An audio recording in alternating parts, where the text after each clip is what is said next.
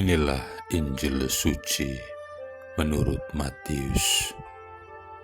Dalam khotbah di bukit, berkatalah Yesus, "Bila kalian berdoa, janganlah bertele-tele seperti kebiasaan orang yang tidak mengenal Allah.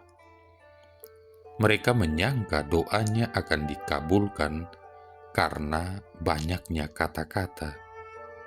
Jadi, janganlah kalian seperti mereka, karena Bapamu tahu apa yang kalian perlukan sebelum kalian minta kepadanya. Maka berdoalah kalian demikian: Bapa kami yang ada di surga, dimuliakanlah namamu, datanglah kerajaanmu, jadilah kehendak-Mu di atas bumi seperti di surga. Berilah kami pada hari ini makanan kami yang secukupnya, dan ampunilah kesalahan kami, seperti kami pun mengampuni yang bersalah kepada kami. Dan janganlah membawa kami ke dalam pencobaan, tetapi bebaskanlah kami dari yang jahat. Amin.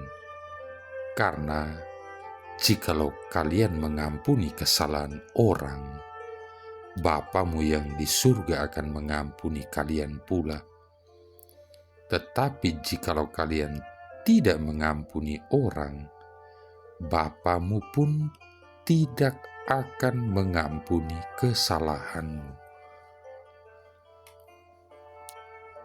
Demikianlah sabda Tuhan. Saudara-saudari yang terkasih, kadang-kadang kita melihat bahwa kata-kata Yesus yang paling sederhana ternyata berisikan jawaban-jawaban atas situasi-situasi dalam kehidupan yang paling memberi tantangan. Demikianlah halnya dengan doa Bapa kami. Karena begitu seringnya kita mendoakan Bapa kami, maka kita mungkin saja sering juga tidak melihat maknanya yang begitu dalam dan kaya.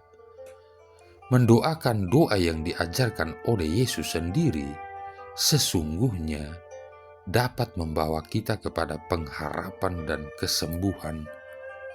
Doa ini juga dapat membuka pintu kepada suatu relasi yang begitu mendalam, karena doa Bapa kami ini mencerminkan cinta kasih dan keintiman antara Yesus dan Bapanya.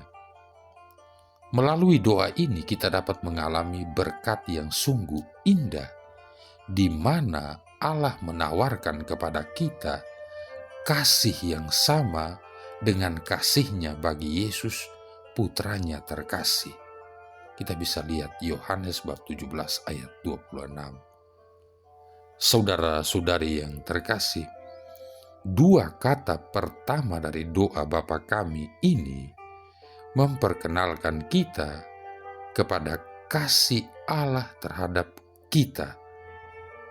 Dapatkah kita membayangkan seseorang yang memiliki kuasa yang sangat besar dalam dunia ini menawarkan diri untuk memperhatikan segala kebutuhan kita? Sekarang Allah, Sang Khalik langit dan bumi, mengundang kita untuk memanggilnya sebagai Bapa.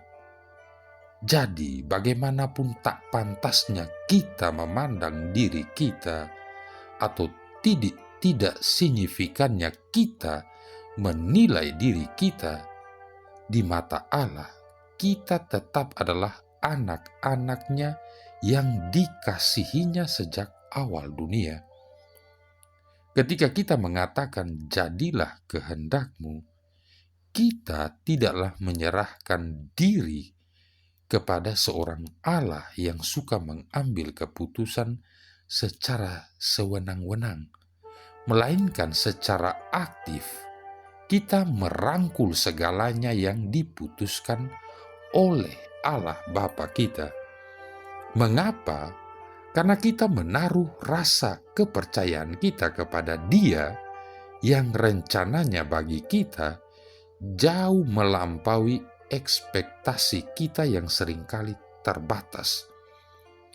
Selagi kita berjalan dengan iman seperti ini, maka kita akan belajar tentang kebenaran janji-janji Allah. Dari waktu ke waktu, Allah menunjukkan kepada kita bahwa rencananya bagi kita adalah demi kebaikan kita sendiri, yaitu rancangan damai sejahtera dan bukan rancangan kecelakaan, untuk memberikan kepada kita hari depan yang penuh pengharapan. Kita bisa lihat Yeremia bab 29 ayat 11. Saudara-saudari yang terkasih, Allah Bapa kita tidak pernah membuang kita dan tidak pernah merencanakan untuk mencelakakan diri kita. Kasih-Nya adalah sempurna. Oleh karena itu, mulai hari ini, selagi kita mendoakan doa Bapa kami, marilah kita memohon kepada Roh Kudus agar membawa kita ke dalam relasi dengan Allah yang lebih mendalam. Kita adalah anak-anak-Nya yang terkasih, dan hanya Dia yang dapat memenuhi segala kebutuhan dan pengharapan kita. Daripada mempercayai sumber daya kita sendiri yang sangat terbatas, marilah kita berpaling kepada Dia yang senantiasa memperhatikan kita dengan penuh kasih sayang. Marilah kita mohon kepada-Nya agar hati kita masing-masing dapat dijadikan seperti hati Yesus sendiri saat kita berdoa, jadilah kehendak-Mu. Saudara-saudari yang terkasih, jika kita perhatikan, walaupun singkat dan sederhana, sesungguhnya makna doa Bapa kami sangatlah dalam dan kaya. Jika kita belum melihatnya demikian, maka sudah saatnya kita mohon ampun kepada Tuhan dan memohon kepada Roh Kudus untuk membantu kita untuk meresapkan doa ini. Sebab jika kita perhatikan, doa spontan yang baik sesungguhnya mengambil sumber dari doa Bapa kami ini.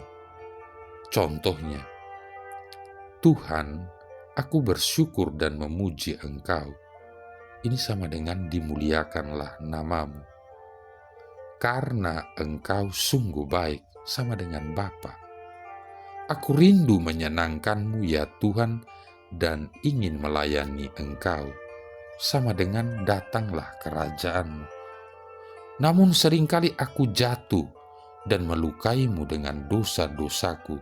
Kasihanilah aku ya Tuhan, sama dengan ampunilah kesalahan kami. Maka kumohon ya Tuhan, dampingilah aku supaya aku bisa memperbaiki diri dan hidup lebih baik dari hari kemarin. Sama dengan janganlah masukkan kami ke dalam pencobaan.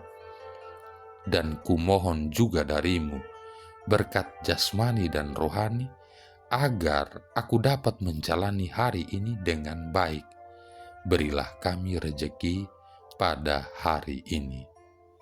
Engkaulah Tuhan dan Allahku, kepadamu-lah aku berserah. Sama dengan jadilah kehendak-Mu di atas bumi seperti di dalam surga. Saudara-saudari yang terkasih, dengan demikian, dengan meresapkan doa Bapa kami, kita pun dapat menilai apakah doa-doa kita selama ini sudah cukup baik. Selanjutnya mari kita menilik hati kita masing-masing. Apakah kita sudah meresapkan doa Bapa kami setiap kali kita mendaraskannya? Doa ini adalah doa yang diajarkan oleh Yesus. Oleh karena itu selayaknya kita hayati dan kita resapkan di dalam hati. Jangan sampai kita hanya menghafalkan kata-katanya saja tanpa menjadikan kata-kata itu ungkapan hati. Atau sebaliknya, kita tidak lagi rajin mengucapkannya karena lebih menyukai doa-doa dengan perkataan kita sendiri yang panjang-panjang dan merasa lebih indah kata-katanya. Alangkah baiknya jika di samping doa-doa spontan maupun doa hening, kita tetap mengucapkan doa Bapa kami ini dengan sikap batin yang baik. Sebab doa Bapa kami adalah doa yang sempurna yang berasal dari Allah sendiri. Dan karenanya, marilah kita mengucapkannya dengan kasih yang besar kepada Dia yang telah mengajarkannya kepada kita. Marilah berdoa. Allah Bapa kami di surga, bagaimana kami dapat berdoa kepadamu kalau bukan Engkau sendiri yang meletakkan kata-kata pada lidah kami? Semoga kami selalu terbuka terhadap bisikan Roh-Mu, dan ajarilah kami mengenal nama-Mu. Dengan pengantaran Yesus Kristus Putra-Mu Tuhan kami, yang bersama dengan Dikau dalam persatuan Roh Kudus hidup dan berkuasa, satu Allah sepanjang segala masa. Tuhan memberkati kita sekalian, Bapa, Putra, dan Roh Kudus.